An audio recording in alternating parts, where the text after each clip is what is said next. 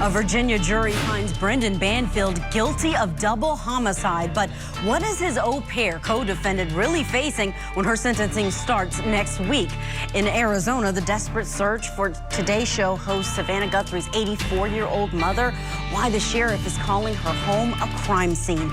And in Texas, a judge indicted for having an attorney handcuffed and placed in the jury box. We'll get our panel's hot takes on that one. The court of law is done for the day, so let's call to order Court of Opinion.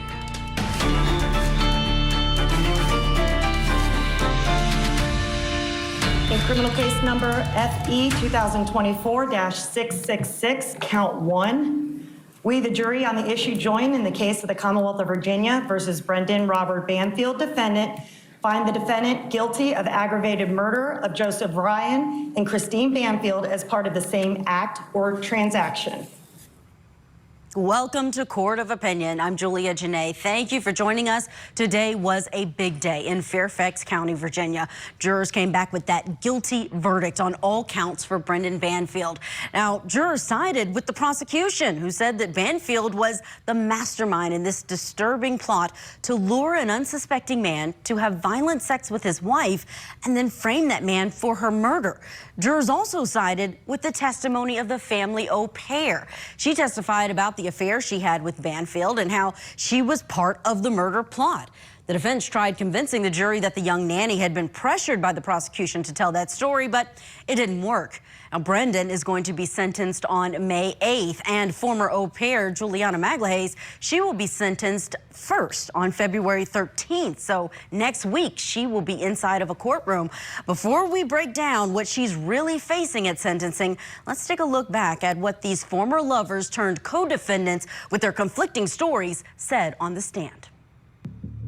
So he didn't want to get divorced. Did he tell you what he wanted to do? Yes. What did he say? He mentioned his plan to get rid of her. And you said he mentioned his plan to get rid of her. Mm-hmm. Yeah. When did he talk about that first? I would say it was in October 2022. And what specifically was his plan to get rid of her? Initially, he didn't really know what he would do. At some point while you were working for the Banfield family, did your relationship with the defendant change? Yes. How did it change? It became sexual. Did the defendant ever talk with you about any long-term plans for the two of you? Not initially. Not initially. Did he ever, though? Yes. When did that talk start?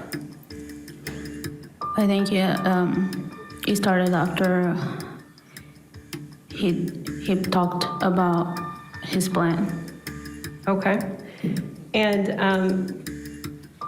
did he ever talk about the two of you getting married or the two of you having children? Yes.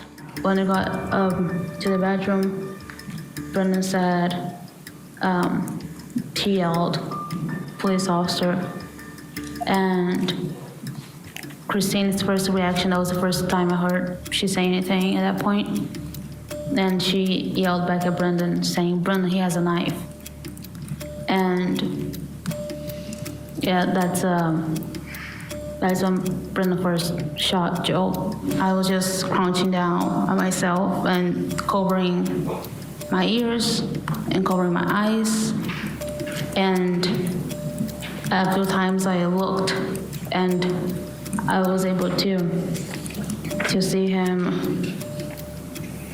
stabbing her. It appeared that he did a very forceful stab towards Christine, and Christine kind of spun away from him. So this kind of had Joe now like on his knees, kind of facing Christine, of which I saw him do a downward stabbing stroke, and that's when I fired at him. Christine told me that she was bleeding out, and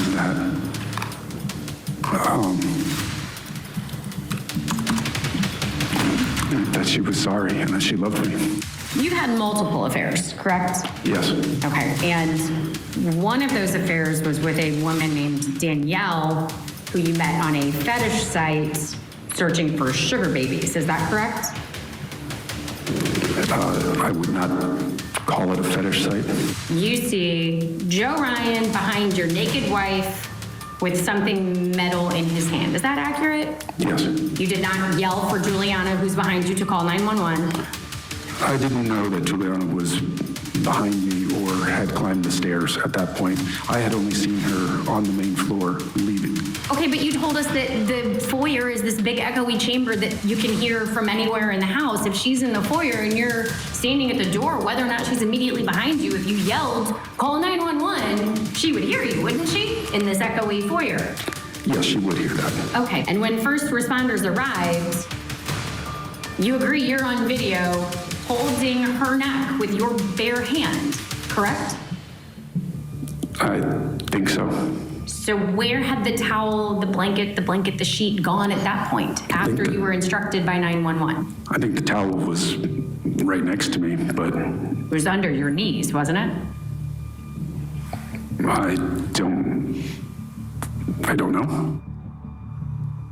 He put himself in the line of fire there on the witness stand, and the jury, they took him down with that guilty on all counts for the verdict today. Let's see what our guest panel thinks about today. We've got with us family law attorney and law professor Randy Kessler, civil rights attorney for parents or parents' rights attorney David DeLucas is with us as well. And we have joining us for the first time, we have retired Florida State Circuit Court Judge Larry Seidlin with us. So good to have all of you joining us to talk about this big day in Virginia. We've been following this case for many days. Randy, what's your opinion of the verdict? Were you surprised at all? No, I mean, it's a prosecutor's dream come true. Oh, this guy's going to testify? I mean, any defendant that testifies gives a prosecution a good chance because they don't usually get to cross-examine, right? They're always direct exam. They're always putting on their evidence. They're always trying to prove their case. They've got to meet their burden. They don't get a chance to cross-examine the guy. And I'm sure they were licking their chops saying, this guy, this story? Oh, you had other affairs. Oh, you didn't call 911. I mean, there was too much there. Field day for them. Not surprised by the verdict, no. David, I was just watching your face, watching back some of that testimony. It's like you were incredulous that this actually came out in court. It's actually not surprising. What else is he going to do if he doesn't get an offer that he can accept? Why not go to trial? Because the worst outcome is what happened. So he goes to trial, and among the things that I picked up was his alibi for earlier in the day or for a different day is that he said he had a meeting with people at work. Except that his boss testifies that never happened, and all the people that he would have met with were out of town or out of the country even. So the thing is, you lie about something that definitive, and yet your credibility against the au pair's credibility is the only hope you have. You just shot yourself in the foot. Oh, yeah. If we get to hear from some of these jurors, that will be very interesting to see what stood out to them. Judge Seidlin, I'd love to get your opinion on this case, his decision to take the stand, and really what stood out to you the most when you looked into this case. You know, this defendant, Brandon, he's a first-class moron. He concocts this scheme that makes no sense. He has the au pair as his partner in this comedy of errors, and he makes so many errors. He's just a full-fledged meatball. He's a devilish person. Go to court and get a divorce. Work it out, the payments and the child custody. He kills the mother of his child. He's a sick demon. Oh, yeah. The prosecution And the called jury him did the right monstrous. thing. It's a tough case to prove. It's not a smoking gun where there's a gun and 3 people see him shoot her. It's a tough case to prove, and the prosecutor did a terrific job. Absolutely. We got to hear from those prosecutors once this was all over. But you mentioned the au pair, Judge Seidlin, so I want to actually go back because that's a big question that our Court of Opinion, Court TV viewers have wanted to know. What's going to happen with Juliana Magla Hayes? What's her sentence really? Is she going to get time served? They're pretty outraged if she gets time served. Let's take a listen back to her on the stand. She's being asked specifically about her deal and what she understands it to be. Do you understand that this document tells us that you pled guilty to manslaughter? Yes. And do you understand that this document tells us that the maximum penalty for manslaughter is 10 years? Yes. And is it your understanding that you can receive up to 10 years for this Yes. in this plea? Is it fair to say that you hope that you get less than 10 years? Yes. All right, so it's not set in stone. You just asked me that, David, about whether it's set in stone. So let's talk about that, because right there you hear her understand that she pleaded guilty to manslaughter. She would have been facing life if she had been found guilty as charged. Right. So for manslaughter, up to 10. Her sentencing is February 13th. What's important to know when it comes to a plea deal, but your sentencing hasn't happened yet? Well, hindsight's 20/20, right? And the viewers are going to be upset if she only gets time served. If she only gets 10 years, they should be upset because she was part of it. But that's not the calculus. The calculus is when the prosecution thinks, if we get her to point the finger at him, we win. I mean, that's not invaluable, but it's about as close to invaluable. Why take the risk and not offer her a deal that guarantees she's going to testify? So they may well have said, we're going to recommend time served, or the lower end of the time served, to 10 years. And she's banking on something less, but even if she gets 10 years, she got away with murder. You know, today at the press conference for the prosecution, they didn't say that they would recommend time served. Let's take a listen to what they did have to say about this plea deal.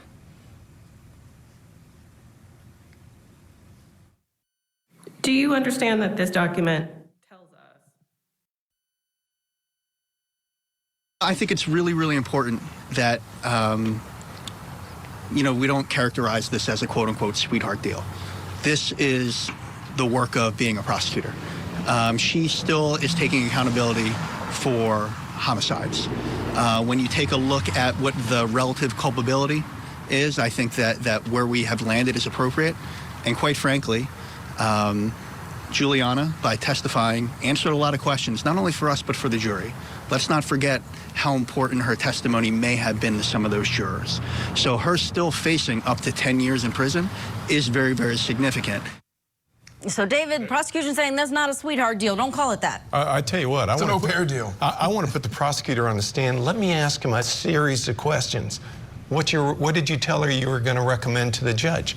She killed somebody. You acknowledge that, right? Why didn't you decide to try these cases separately and just pit them against one another? Put the person on the stand to testify against the other. They're going to take the fifth and not testify, but that will be damning. Then they'd have to decide each defendant in separate trial. I want the prosecutor to tell us, why didn't you try both cases and see where it lands? Because that would be the most just outcome. Then we let two juries decide. Judge Seidlin, love to get your opinion on the discretion that this judge will have. If it is indeed between time served and 10 years, where do you think this falls? It's going to fall where she gets maybe a little bit above time served, maybe another year or so. A trial is a contest. And as a former prosecutor, you want to win the contest. They couldn't prove this case without the au pair. That au pair sealed his fate. And so you got to give the au pair a deal. And she became a flipper. And I have clients sometimes that want to not go to jail or get much less jail, and they flip. And so this au pair made a wise decision in testifying against her former lover. And she's going to get very little time, very little additional time. Morally, is it right? Shouldn't she spend the rest of her life in jail for being such a central figure in the death of the mother and all of that? Yes, but you're trying to win. The prosecutor needed her badly to win. And gave her a hell of a deal. It will be a great deal for her. Hey, I just want to ask one more question. Did they try to get him to flip on her? Because as I understand it, she's the one that fired the fatal bullet into the unsuspecting man. So they should have tried cutting deals with both of them and figured out which one's going to take the deal. Tell you what, we'll give you life with possibility of parole, Mr. Banfield, but you got to flip on her. Well, I think they certainly wanted to take him down. He was the prime mastermind in their minds of all of this, and they arrested her first, hoping she would flip. Today, now I agree with what Judge Seidlin said about them not being able to make this case without the au pair, but today in that press conference, they said they were prepared to go forward and felt that they could have won a case without the au pair, without her testimony at all. What do you think, Randy? I think that's, of course, what you say. Oh, we would have won it with our hands, tied behind our back. This case, I mean, the facts were there. The guy did it. Of course, in hindsight, because they're going to be accused of giving her a sweetheart, an au pair, a lovely deal. And so to get away from that public image, they're going to say, listen, we didn't, bank everything on her. We didn't give her everything. We had the case ready to go. We could have won it without her. And maybe they would have won it without her. But do you take that kind of risk? I mean, I don't know why they're shying away from it. They should say, listen, we wanted to do everything we could to make sure that the guy who really did it, that he goes away. And she's not getting off scot-free. And even if she only goes to jail for a few years, still the rest of her life, she is a felon, a murderer. And that's where we have to leave it. February 13th, that is next week, that Juliana Magalhaes will be back inside of that Fairfax County courtroom for her own sentencing. Coming up, we're turning our attention to New Jersey and the Mansion murders trial for Paul Canero. More evidence coming out in this tragic family murders case, and it's focused on the two child victims today. We'll talk about what it reveals about the crime next.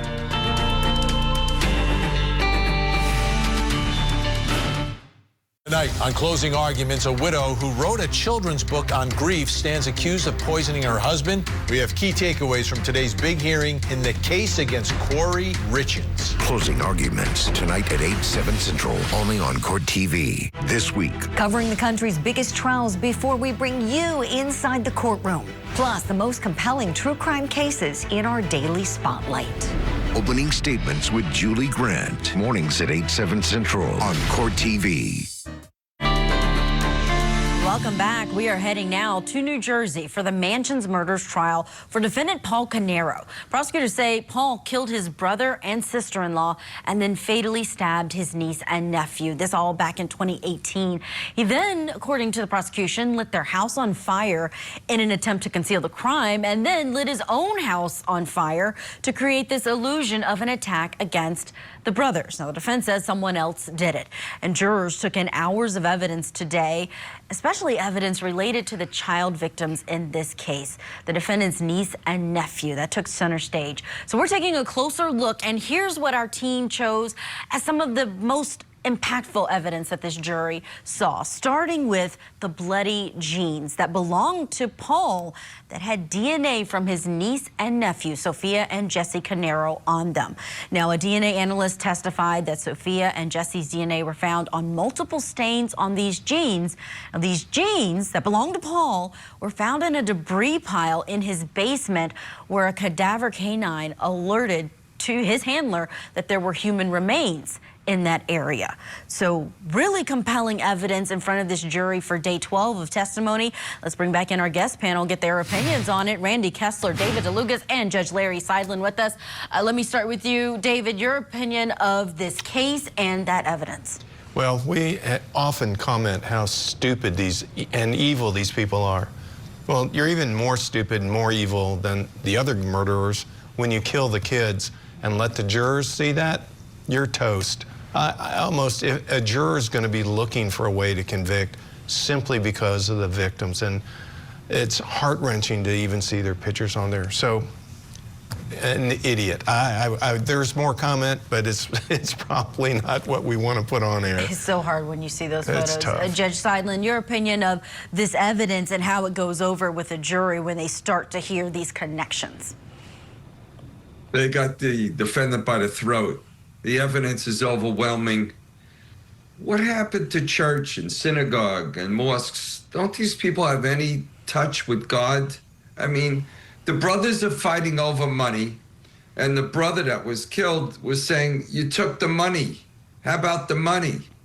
And this sends this brother into a rage. He burns down the homes, he kills his brother, he kills the wife, and he kills the guy's two kids. They're just insane, fighting over money. I mean, it's sickening What happened to spirituality and goodness? And this guy's going to get what he deserves. He's going to go away for a very long time. The evidence is so overwhelming. There's showing you so many mistakes this moron made. Another nut job that we have in our community. It's nice that there's a judge that's been on the bench as long as this judge has been on the bench, and he's still looking for the good in people. You know, after all he's seen and all the bad stuff he's seen, we watched. But, you know, the judge said they got him by the throat. I'd use another body part. They got him even stronger than by the throat. You know, jeans and stupid. Stupid not just for killing kids, but for leaving bloody jeans where canines could find them. I mean, you haven't watched enough TV shows to say you burn the clothes, you get rid of the evidence, you dump it. Leaving jeans with the DNA of the victims on it, and then you got to explain it away. Triple dumb. Yeah, when we look at some of these are photos from other days of evidence. The basement of Paul Canero. I mean, this goal, David, was, according to the prosecution, to destroy the evidence, but it didn't go so far as to that. They were still able to find the evidence. They were still able to draw DNA from even burned and damaged genes. I mean, this is how far our technology can go now. Well, the technology's there. I'm just thinking ChatGPT would have a field day. Hey, why don't I leave the jeans and then down in the basement with some other debris? Like Randy pointed out, and the judge as well. The evidence is overwhelming because he's an idiot. He's a moron. He's evil. He can't plan well. It's amazing that people function in society are the same ones who attempt to commit a crime and apparently don't watch enough TV shows or watch court TV to figure out all the things you should not do. And you wonder why their business relationship was going bad, why the business wasn't doing well. Well, apparently, if he did what he's accused of, he's very meticulous in going through this plot, but wasn't good with money. Right. Not good with money, apparently. Let's look at what our Court of Opinion team chose as number 2 today and all that evidence coming out. This was DNA evidence. This is Sophia Canero, so again, the niece, the daughter of this family inside of the home. Her DNA was also found on a pair of gloves in that same debris pile as the jeans in Paul's basement. And her DNA was found on the blade of a handle of a knife, blade and handle of a knife found in Keith Canero's home. So it's unclear at this point whether this knife was the murder weapon or whether it's connected to Paul, but these jurors are getting the evidence piece by piece. And one thing, Judge, I think that's interesting is that they first bring in the investigators to bring in all of these evidence to say they found it. Now we're bringing in the DNA analysts to say this DNA was found on it and who it's connected to. But oftentimes they're not even bringing back in the same evidence that the investigators showed them. So these prosecutors are going to have to tie everything up at the end of this case. Yeah, the prosecutor has a tough job.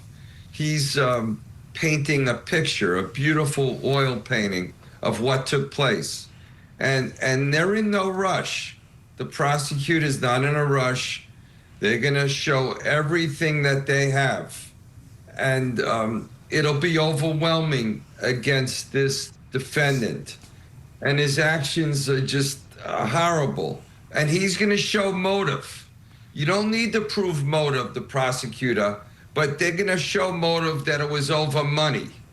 And that's going to really be damning. And normally, the state attorney, the boss, doesn't try these cases because there's circumstantial evidence. And the state attorney always wants to win because they're up for re-election. So they have one of their chiefs try this kind of case because it's never 100%. You want the one where everyone sees them shoot the gun.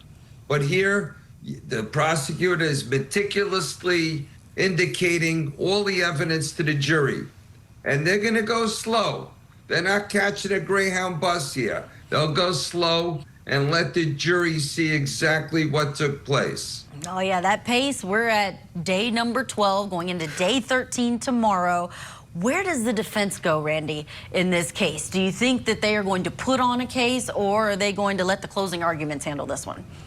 Anything they say digs them a deeper ditch, I think. I mean, they've got to really put the prosecution to the test. Like the judge said, prosecutors got to tie this all together. There's a lot of evidence there, but it's not clean and neat, and here's a video of the guy shooting the gun or pulling the trigger or stabbing. Make the prosecution prove their case, because anything a defense witness says, and I can't think of a defense witness, the defendant is certainly not going to testify. All they're going to do is say, you know, we've already dug the grave, now we're just going to put the lid on it if we bring up a witness and let them cross-examine. I can't imagine defense is going to do anything other than say, hey, nice try, but you didn't prove it beyond a reasonable doubt. I think there's only one defense you could possibly make. The prosecutor wants to get reelected. They have this track record of conviction.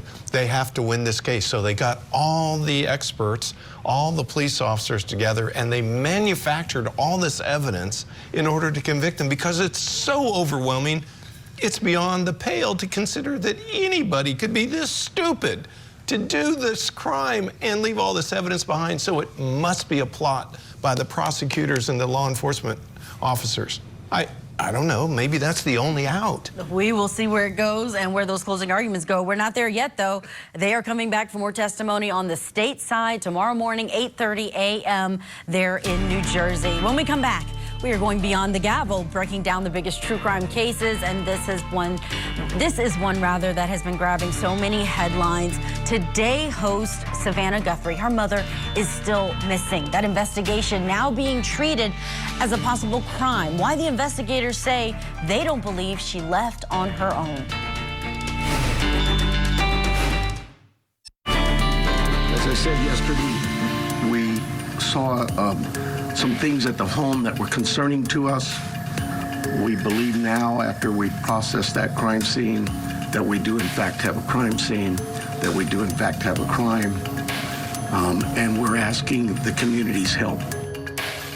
Welcome back. We are taking you beyond the gavel, and we have developing news out of Arizona. Officials continue to ask for the public's help in the search for Nancy Guthrie, the mother of Today Show anchor Savannah Guthrie. The 84-year-old was reported missing from her Tucson home around noon on Sunday. And at first, deputies launched this large search, but now investigators say this is no longer just a search and rescue mission. You heard the sheriff there in Pima County talking about the details. Now, during the press conference that was given by that sheriff, we were told that evidence at the home points to a possible crime. Authorities noted that she needs daily medication that could be life-threatening if missed, making them even more certain that she didn't leave on her own accord. She is very limited in her mobility, right? We know she didn't just walk out of there. That we know. There are other things at the scene that indicate there was she did not leave on her own. Now, her family says she is of sound mind, that she is not someone they're worried about cognitively. This is not dementia related. They don't think she just wandered off. And they released this statement saying, on behalf of our family, I want to thank everyone for the thoughts and prayers and messages of support. Right now, our focus remains on the safe return of our dear mom. We thank law enforcement for their hard work on this case and encourage anyone with information to contact the Pima County Sheriff's Office Department. Their number, 520-351-4900. We also are showing that on our screen, or will during this segment. Let's bring back in our power panel. We have Randy Kessler, David DeLugas, and Judge Larry Seidlin. Judge, I'm going to start out there with you. The sheriff being very candid, more candid than we sometimes see at this stage of an investigation. What are you hearing that's most concerning as these details trickle in? Well, as a former guest on the Today Show, Savannah was always respectful and kind to me. And so my love goes out to her and her family. The sheriff's playing poker. The sheriff's holding a few cards and wants to smoke out this suspect. And there's more to it that meets the eye. There's a trail, and the sheriff sees some smoke there at the home of the mother, sees it and wants to get this suspect. And they're gonna have unlimited resources in this case. Savannah's really world famous. They're gonna pour in so much resource. They're gonna get this woman or man that may have harmed the mother. They're gonna find this person. You can bet your last dollar on it. Randy, the sheriff mentioning that this is a crime scene because of the things we saw that were concerning inside of the home. He didn't go so far as to say we saw blood or we saw anything in particular, even forced entry, but said there was enough to say this is a crime scene and someone caused her to leave. She didn't leave by herself. What's your opinion on where we are? It's interesting that he didn't reveal. Was it forced entry? Was it that they saw skid marks because they were dragging her out? What's interesting to me is that what's the goal? What's the motivation? Is there not, there's no ransom note, there's no call. And when you have a victim like this, I mean, this kidnapping could turn to murder very fast, right? She's got some medical issues, some medical needs, some medicines that she needs. And whoever's out there, if you're doing this, you know, kidnapping, okay, you know, you cut a deal. She dies because you took her, that's felony murder, it's murder. That's it. I mean, find a way to solve this, end it now. David, these details, they just shock the conscience because you're thinking of an elderly woman, 84 years old. She lived alone, didn't have anyone living there in the home with her, but no doubt felt safe in her community. And now the sheriff is saying, if you see her, you see someone with her, take a picture, send it to us. And it makes sense. It took me a minute to understand why isn't the sheriff revealing more information? Because we all want to know. And it's likely because the tip line is going to light up with false reports. People who have a little bit of information, who want the 15 seconds of fame, who say they saw something or know something, or the person who confesses to have done it, but they clearly didn't. They're just getting the information from the sheriff's office. So not revealing the information has its purpose. So thankfully, I believe the sheriff's office will do what they can do. And now it's a matter of finding where did this criminal misstep, where did this moron make the mistake that is going to lead to the recovery of the woman, hopefully in good health. And having had an elder parent, both parents, you know, my heart goes out to everybody. And I think we all react the same way. It's just wrong. It's bad enough when you do it to kids. Well, heck, it's wrong when you do it to anybody. But certainly the more vulnerable among us, our elderly, our children, and so many warm thoughts here at Court TV because Savannah Guthrie, a Court TV alum, used to be a legal correspondent here back in the early 2000s. So our hearts definitely go out to her family. I want to listen to something that the sheriff said today about all of the technology that they can use, but also a plea about what they need more of. We are at a time where, in this investigation, we're now moving forward where we need to depend on technology. I hate politics, but I have to remind our political leaders that they need to quit this banter of every time law enforcement leaders come to you for a need, that you give up these ridiculous remarks about how it's going to be misused. AI is a bad, evil word. The cameras are very bad and evil. I'm tired of that. Those tools in the right hands, with the right minds and the right approaches, are extremely valuable to solving crimes just like this. Judge Seidlin, want to get your opinion on that part of what the sheriff had to say. Does he have a point? Is there sometimes pushback on the technology that law enforcement needs when there's also the question of privacy and intrusion from some of the advancements? I was the legal advisor to the sheriff. He was an old Irishman. He was a brilliant guy. I was fortunate that he was one of my mentors. And he said to me that politics permeates every institution in America. Every agency is politically involved. And I remembered that whenever I would conduct myself. The sheriff wants good insight from individuals that may know something about this woman's appearance. He wants all the information he can get that's legitimate. And there's some negativity towards law enforcement because of the incidents that are taking place across this country with maybe a little bit too much aggressive law enforcement. So he's putting on a friendly face and he wants some friendly answers from people that may know something about Nancy's disappearance. And I'm hoping someone does come forward or a number of people come forward to try to help us find where she is. We're hoping she's still alive and kicking. Absolutely. We hope she is found safe. We do have to leave it there. We know the law enforcement in the area, they have said to check cameras if you are her neighbors, to send that information in. They are asking for the community's help. We have to take our break, but when we come back, we'll get the hot takes on the cold facts. Our panel giving us their opinions on today's biggest headlines. And we're breaking down headlines about 3 people facing serious charges. One of them is a judge. Why she's on the other side of the bench. Up next. Tonight on Closing Arguments, a widow who wrote a children's book on grief stands accused of poisoning her husband. We have key takeaways from today's big hearing in the case against Corey Richens. Closing Arguments tonight at 8/7 Central, only on Court TV. Let's get our panel's hot takes on the cold facts. Here are the biggest headlines that we are following on the legal news circuit. This first one, a decades-old cold case, now officially in court. The trial for a man accused of killing University of Georgia law student Tara Baker. More than 20 years ago, it began today. Baker was found dead inside of her burned Athens apartment back in January of 2001, just one day before her birthday.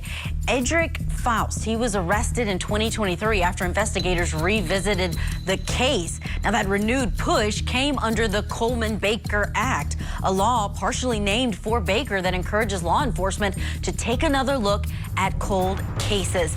Let's bring in our guest panel, get their takes on this one. Randy Kessler, David DeLucas, and Judge Larry Seidlin. You have 25 seconds to state your case. Randy, your take on this one. So they say justice delayed is justice denied, but that's not exactly right. Justice delayed is better than no justice. You know, and this act is great. And look, the evolution in chemicals and technology and testing and DNA, it's better now than it was back then. So there are going to be more and more cases like this where you get them because of today's technology. You couldn't have gotten them back then. Glad we've got these advances in technology. David, are you surprised that it took a new law in order to get law enforcement to revisit a case like this? Not at all. What it took is $5.3 million allocated by the Georgia legislature. Governor Kemp, shout out to him, and the legislators who got this act passed, because they also set up a special cold case unit, funded it, and that's what it takes. So judge politics worked in this case. Judge Larry Seidlin, your 25-second take on this one. Today's science did in the defendant. Today's science grabs you by the ass, and he's gonna meet his maker, this defendant. He's gonna meet him soon. They're gonna take him all the way through the system. He'll be in jail for a very long time. All right, we will. Body part this time. We will continue to follow that case when the trial starts. Let's go to our second story. This one out of Barrett County, Texas. A judge there is facing felony and misdemeanor charges after allegedly ordering a defense attorney to be handcuffed and detained in the jury box during a courtroom dispute. Now, Judge Rosie Speedland Gonzalez, she turned herself in following that indictment and was later released on a $40,000 bond. Now, this whole dispute, it started when attorney Elizabeth Russell asked to pause a probation hearing to speak with her client. The judge told her she was not allowed to be argumentative and ordered her to be taken into custody. So she was placed in handcuffs and put in that jury box. This isn't the judge's first legal run-in. She was once fined for bringing a loaded rainbow-painted gun through the San Antonio International Airport. Let's get our takes from our panel. David, have you ever been held in contempt of court? Close. I had a judge tell me if I lifted either hand off the table when I was talking, he would hold me in contempt and arrest me. What distinguishes this to me is the judge has powers of criminal contempt, and somebody can be taken into custody. But as I understand the facts, that wasn't what the judge did. The judge did not hold this person, this lawyer, in criminal contempt, and therefore the kidnapping, the handcuffing, and maybe some politics by the prosecutor who indicted this. Let's go out to Judge Seidlin and get his take on this one. Very eager to get a judge's perspective on this one. This judge is burnt out. This judge should be in Hawaii soaking up the sun. She's had it. She's done. 28 years I spent on a bench. I never held anyone in contempt of court. You hold someone in contempt of court, it means you lost control of the courtroom. And there's indirect contempt, which means someone did something wrong outside the courtroom, which be non-payment of child support, something like that. This is direct contempt. So the judge should have said Judge, you're I'm in sorry direct to have to contempt. cut you off. Your 25 seconds And then is you up. have a hearing. You don't put the handcuffs I on. know. I hate it. Randy Kessler, your take. All right, so there are a lot of really good judges. There are so many more good judges than there are bad judges. But if you ask any group of lawyers in any community, there's always one. There's always somebody who you say, that judge has robitis. That judge is just too big for their britches. They don't recognize that, you know, there are two sides to every issue, and we're just people, and we're all in it together, lawyers and judges. Break bread together, talk together, and realize if a lawyer is doing something because they're upset, there might be a good reason. There are times when a lawyer should be held accountable and maybe should be thrown in contempt, but it sounds like this judge had a few go-arounds. Yeah, now is facing those charges. Let's get to our third and final story of the night. Days before jury selection is set to begin, Corey Richens is again asking to move her murder trial out of Summit County in Utah, arguing she can't get a fair jury there. She's accused of poisoning her husband with fentanyl and allegedly altering his life insurance before his death. Defense attorneys say about 85% of potential jurors already know about the case in that area. A judge has not yet ruled on the venue request. Judge Larry Seidlin, I'll start with you. What are the odds we get this case moved? It's not moving. It's cost too much money to move a case to another area, and it's uncomfortable for everyone to have to travel like that. This case will remain where it is. And any case sometimes has so much fame that everyone's going to hear about it. So you turn to the jury and said, can you disregard what you read and watched on TV about the case? And they say yes. Perfect timing. Let's move to Randy Kessler. What's your take on whether we see this case get delayed? Well, I hate disagreeing with the judge. Don't hold me in contempt. But I think the judge might take the side of safety, which is, why give them a possible appeal, right? We had the hot car death here where they moved it to another county. You can move it across the state. Maybe you take that issue out of the appellate courts, or maybe the judge wants to handle the case. It's going to be up to the judge, but I would not be shocked if it did get moved. David, sometimes the judge will want to hold jury selection first to see if you can seat a fair jury, and they almost always can. They can. Do you think the judge might do that with his last-minute request? I actually think that'll happen here. If you think about this case, we all have heard about the facts in this case. This is the mom who went on TV, who wrote the book about handling grief. She created publicity. Maybe she created good publicity, put herself out there in a positive light. Except maybe she also killed her husband, so we don't know. I think the case stays there. The judge is going to deny the request. It may go up on appeal and come back, even pre-trial. Interesting opinion that she created publicity for herself. Our thanks to our power panel. Amazing opinions tonight. Judge Larry Seidlin, David DeLucas, and Randy Kessler. We appreciate everything from you. Let's get to our break. That's it for Court of Opinion. I'm Julia Jenaé, reminding you we all have opinions, but they should be rooted in the facts. Always strive to respect the other person's opinion, even if you don't agree with it.